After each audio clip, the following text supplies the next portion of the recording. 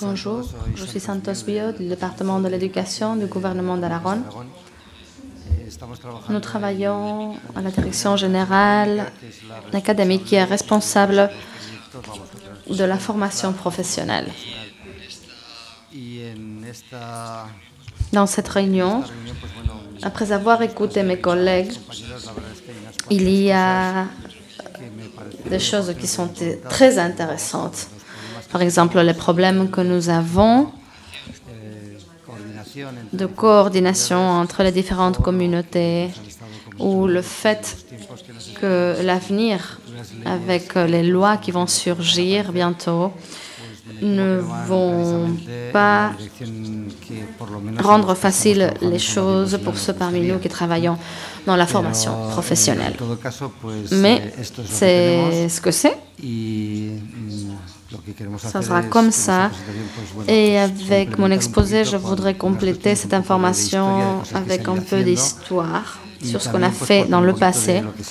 Et j'aimerais aussi vous donner la perspective de la mobilité en formation professionnelle. Nous savons tous que tout a commencé avec la LOCSE, qui a été trop rapide. Lorsque la mobilité a commencé à faire partie de nos agendas, on a commencé par le projet Leonardo. Et c'est toujours très compliqué du point de vue administratif. Il faut prévoir à l'avance et commencer à présenter les demandes une année ou deux à l'avance. Tu dois avoir une attestation de qualité, etc. Donc il faut vraiment faire beaucoup de paperasse. Et dans notre département, nous avons contacté différents centres d'autres pays, 5 la première année. Mais comme ça ne fonctionnait pas très bien, avec les fonds propres du département, nous avons fait un appel d'offres dans lequel on a fait des stages de formation dans des pays de l'Union européenne qui étaient beaucoup plus faciles à gérer. On ne demandait pas tout ce qu'on te demande pour le projet Leonardo. On regroupe deux centres, il y a tout un accompagnement, il y a des contacts préalables.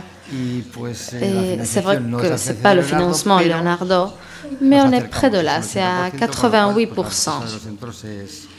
Pardon, 80%.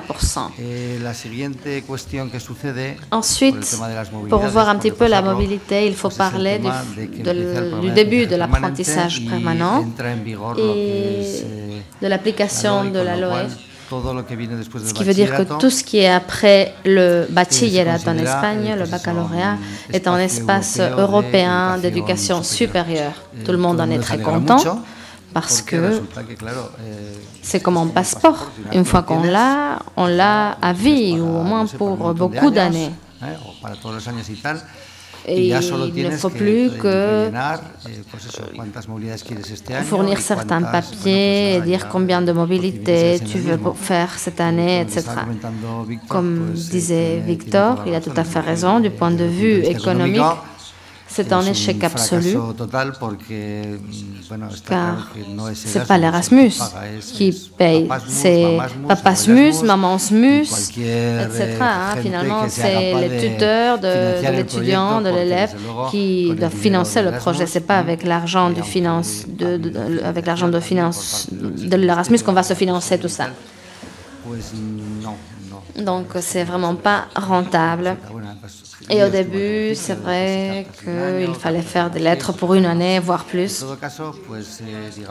Et les licences supérieures, qui concentrent la plupart des centres, ont obtenu leur carte Erasmus correspondante, avec leur haut et leur bas.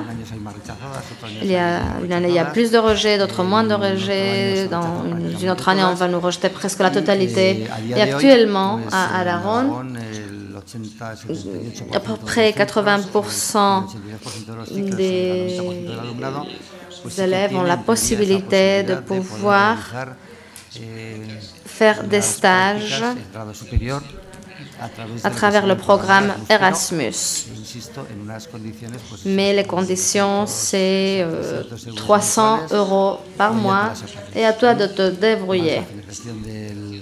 plus de financement du gouvernement central et en financement du gouvernement de l'Aragon. Mais en tout cas, de ce point de vue, ce n'est pas tout à fait clair ce qu'on peut attendre dans l'Erasmus. Les élèves sont peut-être obligés de travailler l'été d'avant ou que leurs parents puissent leur financer, parce que sinon c'est impossible. Qu'est-ce qu'on a fait à part ça? Bien, pour atteindre ces buts, Leonardo offre certaines possibilités. Outre les programmes pour les professionnels de l'enseignement ou de l'éducation professionnelle, où l'on cherche des contacts, ils se déplacent, etc. Et puis, il y a eu des projets à notre direction générale qui nous ont permis d'établir certains contacts qui finalement ont fait que d'autres centres aient décidé de participer dans ces programmes de mobilité. Pour promouvoir tout ça, les projets PIREFOP 1 et 2 ont encouragé la mobilité transfrontalière et ils ont travaillé la transparence des qualifications, on en a déjà parlé. Je me rappelle que dans un séminaire, nous avons vu sur l'écran l'image d'une centrale électrique qui pouvait être en France ou en Espagne. Le produit d'une centrale électrique est l'énergie qui est distribuée aux consommateurs, etc., qui à leur tour pouvait être aussi bien en France qu'en Espagne. Et c'était actionné pour des opérateurs qui auraient à leur tour pu étudier en France ou en Espagne, mais le système de formation français et le système de formation espagnol se sont avérés être différents pour gérer une même centrale qui est probablement de la même marque et du même fabricant, mais les études n'étaient pas les mêmes. J'ai vu que parmi les documents que vous avez préparés, il y avait ce genre de passeport de transparence, de qualification, etc. Et dans ce cas concret, cela a été très utile pour consciencier le personnel et pour établir des relations et approfondir dans le type d'apprentissage. C'est intéressant de voir tout ça, car avec le train ou avec le bus, c'est à peu près la même chose, en fin de compte. Nos élèves montent dans le train de la mobilité, mais finalement, ce n'est pas eux qui conduisent le train. Ce train va être conduit à partir d'un centre éducationnel et il y a tout un département qui gère, etc. Donc, les élèves sont dans des programmes de mobilité parce qu'il y a eu d'abord un travail préalable dans l'administration et parce qu'il y a l'envie de faire ça. Et si les professeurs ne travaillent pas là-dessus, c'est vrai que les élèves ne savent pas quoi faire. Des fois, ils viennent nous poser la question, où est-ce que je peux faire ça? Où est-ce que je peux participer dans un programme de mobilité? Parce que le centre ici ne participe pas au programme Erasmus, n'est-ce pas? Eh bien, non. Nous ne le faisons pas, il faut faire ça autrement et encourager cet esprit européen et rendre facile le travail des professeurs qui travaillent dans les projets européens est aussi quelque chose de très important. Et des projets comme PIREFOP ont, selon moi, contribué à créer ce bouillon de culture qui va aboutir à un grand nombre de mobilités, d'expériences internationales. Bien, voici les objectifs de ces deux projets. C'est toujours intéressant de les revoir.